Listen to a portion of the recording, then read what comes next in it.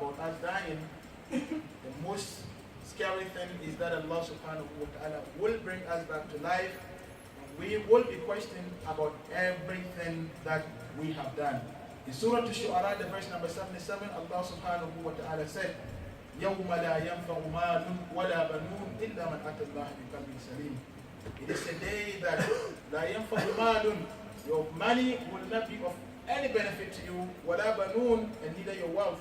So both your wealth and your family or your children will not avail you anything in front of Allah. إِلَّا مَنْ أَتَى اللَّهَ بِقَلْبٍ سَلِيمٍ, except he who comes to Allah subhanahu wa ta'ala with a very clean heart.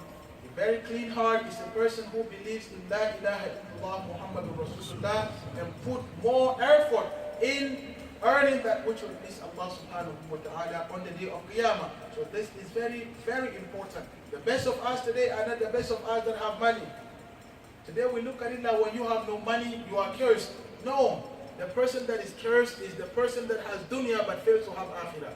So if you are able to focus on working towards this day, you are the most blessed. You are blessed, a better life in this dunya, and likewise on the day of Qiyamah will be on the highest level of paradise. May Allah subhanahu wa ta'ala include all of us.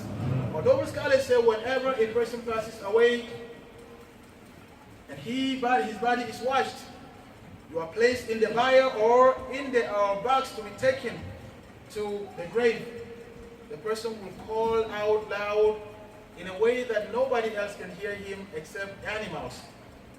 And he will say, Ya ahli wa ya abna'i wa ya ahibba'i, la taghurrannakum ad-dunya aw la tal'abanna bikum ad-dunya kama la'ibat bi, ya man sakantum diyarana wa akhadhtum amwalana wa tazawwajtum bi zawjatina, laqad jama'tu al-mala min al-halal wal-haram وتركتها لكم تتمتعون بها وسأسأل وحدي أمام الله يوم القيامة فالمال لكم والحساب علينا.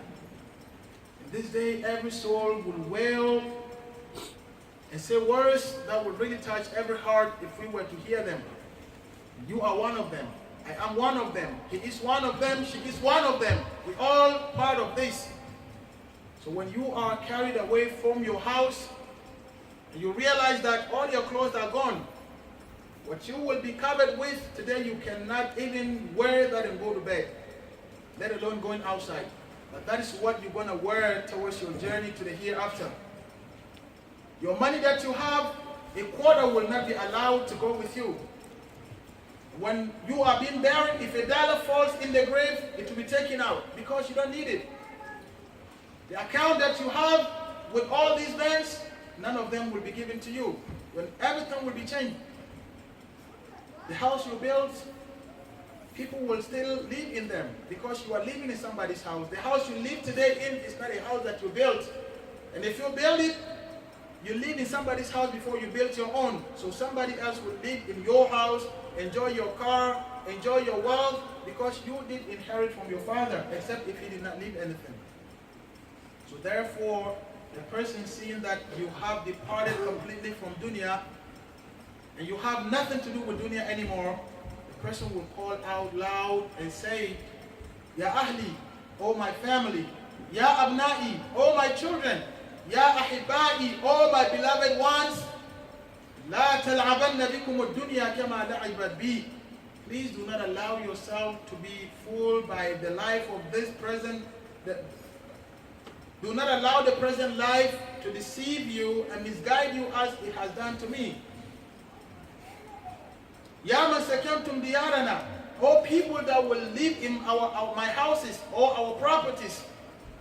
Wa akhadhtum amwalana, and all those that will inherit from my hard-earning property or money. Whatever you have will not be for you anymore.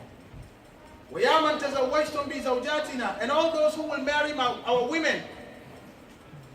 You will say, لَقَدْ جَمَعْتُ الْمَالَ مِنَ الْحَلَالِ وَالْحَرَامِ. I have earned wealth from halal and from haram. Because all of us work, but we mix our monies with dirty money, which is not pleasing unto Allah subhanahu wa ta'ala. Everything that you earn is not 100% clean. You know how you make your money. I know how I make my money. Everybody knows how they make their money. You will be able to testify that before you are placed on grave, so that on the day of Qiyamah that will be an evidence against you. I have earned money, or I have amassed money from halal and from haram, and you will enjoy that wealth, then I will be asked alone on the day of Qiyamah. So imagine the houses that we buy, the riba that we all fall into. All this on the day of Qiyamah will be held accountable. How many people have we deceived, being disloyal to just to make money? Allah will hold us accountable about it on the day of Qiyamah. One day you will leave something from your wealth for other people to enjoy, and they might not even remember you to say, may Allah bless you, and may Allah forgive you. So all this wealth, I have earned them from different ways, halal and haram. You will enjoy that wealth, and I will be asked alone on the day of Qiyamah. The wealth belongs to you, but the consequences of that is on us on the day of Qiyamah. So therefore, please, brothers and sisters, our focus should be more about the hereafter.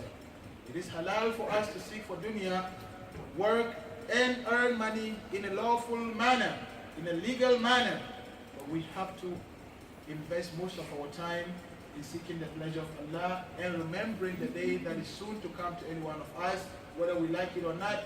The angel of death will part us from this life, but your soul will be taken and you'll be buried in the grave. Even the grave, when it's too spacious, you don't deserve all that. They have to make a niche, a smaller one, and put you in that, and put wood to cover you, and then put all the dirt on you. That's it. When it's cold, it's extremely cold in the grave. Do you have any heaters that you're taking with you? When it's hot, we have fans in here, air conditioners. Do you have any air conditioner or a fan in the grave to cool you off in the grave? The only thing that can help us is our righteous good deeds. Let's worship Allah subhanahu wa ta'ala. Let's give sadaqah. Let's do righteous good deeds. Let's be kind to people. Just be a nice person. Try to please Allah subhanahu wa ta'ala. And when you are a righteous person, you try to be nice to people.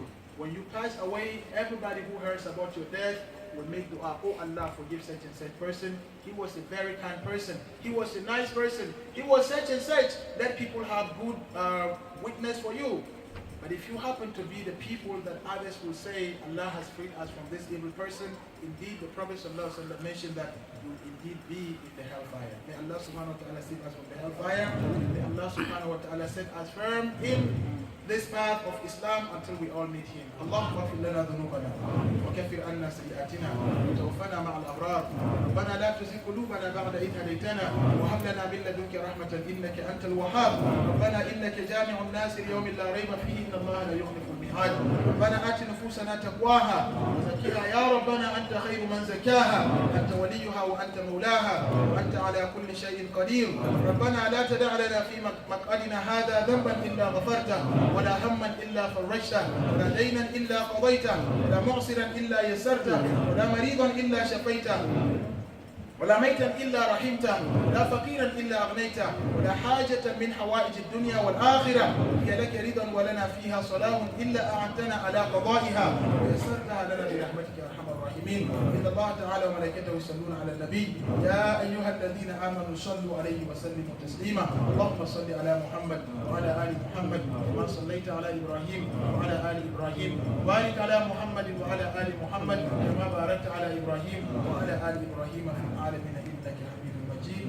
وأقم الصلاة.